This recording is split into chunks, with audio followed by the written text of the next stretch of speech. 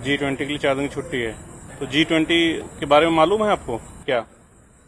यहाँ पे अभी 6 बजे शाम को पुलिस वाले आए थे जो बोले यहाँ से हटाओ, 12 बजे साफ कर दो, यहाँ से फोटो खींचेंगे हम।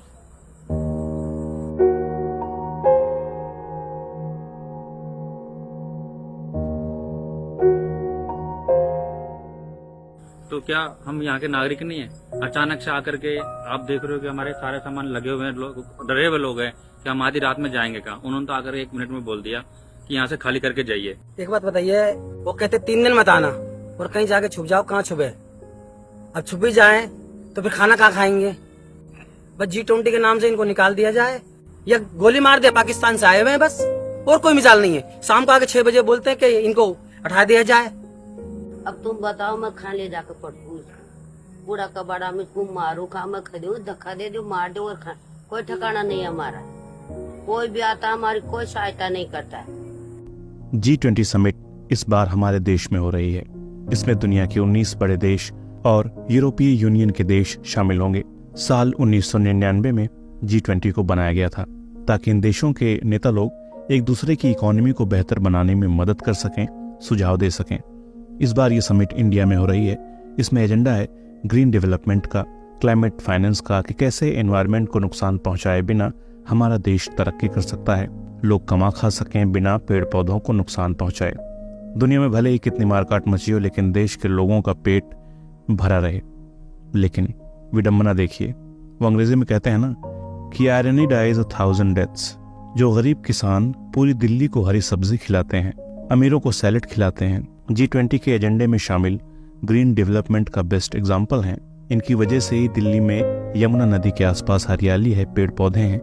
इन्हीं किसानों को सरकार के लोग भगा रहे हैं, कह रहे हैं सुनो 2 दिन की बात है, बस कुछ भी करो, सामान बांध के तुम लोग नहीं दिखने चाहिए, ना तुम्हारे जानवर दिखने चाहिए। तुम रात को 12 बजे से पहले निकल जाओ यहाँ से।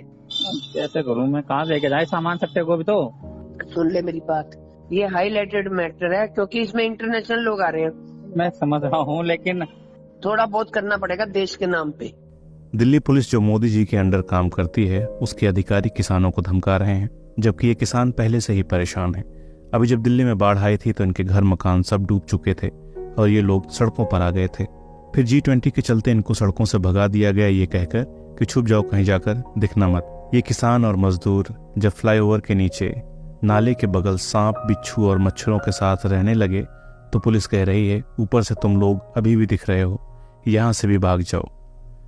जबकि इनकी गलती सिर्फ इतनी है कि ये लोग गरीब हैं, इनके पास वोटर ID है, आधार कार्ड है, ये वोट भी करते हैं, लेकिन सभी ने अपना सामान बांध लिया है, जाने कब पुलिस आ जाए और तोड़ फोड़ कर दे। इसलिए सभी लोगों ने तैयारी कर ली है और आज रात सभी लोग जागेंगे। G20 का आयोजन इस तरह से हो रहा है जिससे मोदी जी के घर का कोई प्राइवेट फंक्शन हो, जिसमें देश के गरीब और आम लोग शामिल ही नहीं हो सकते हैं। कई सड़कों पर बैरिकेडिंग की गई है, कई सड़कें बंद कर दी गई हैं। मुल्क के इस हालात पर कवि दुष्यंत कुमार की कुछ लाइनें याद आ रही हैं कि खास सड़कें बंद हैं तब से मरम्मत के लिए, ये हमारे वक्त की सबसे बड़ी पहचान है।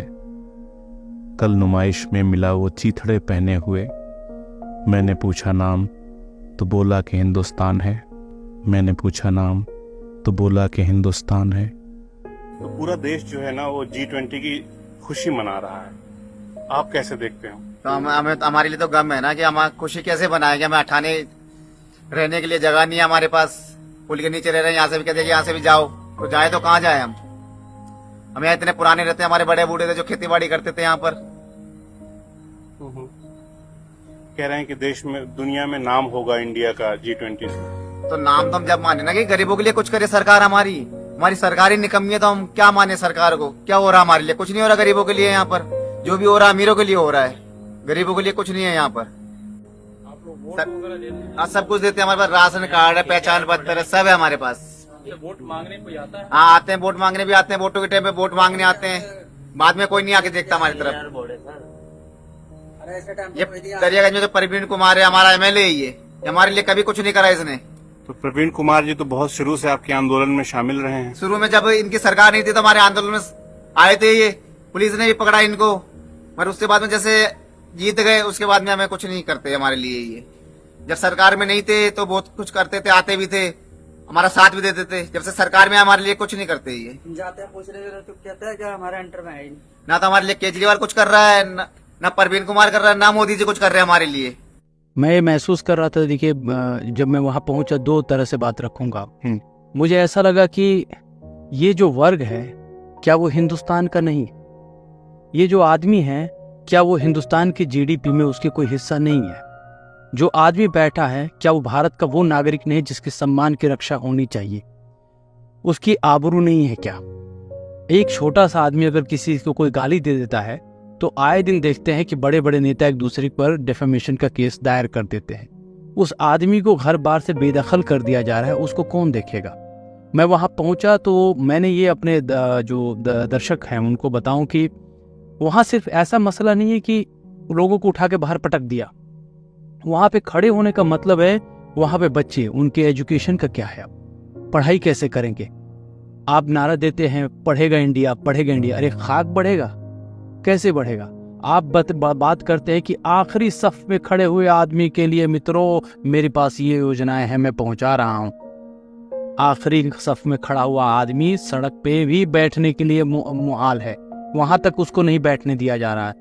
जब मैं पहुंचा वहां पे जो बात जब आप भी कर रहे थे और मैं भी कुछ लोगों से की, तो उनका ये कहना था कि जी जनाब यहाँ पे लोग आए थे और कहे थे कि देखो G20 की बैठक चल रही है, तुम लोग कहीं छुप जाओ, फ्लाईओवर के नीचे छुप जाओ। फिर किसी ने उनको रिपोर्ट दी कि नहीं जनाब ये तो फ्लाईओवर से भी दिखाई दे रहे हैं, ऊपर से भी दिखाई दे रहे हैं, तो बोला अब तुम यही जगह ही छोड़ के चले जाओ। मतलब किसी दिन आएंगे ये कहेंगे तुम गरीब हो, ये दुनिया ही छोड़ दो, गरीबी मिटाओ, उन्मूलन की बात है, गरीबी हटा देंगे ये लोग दुनिया से।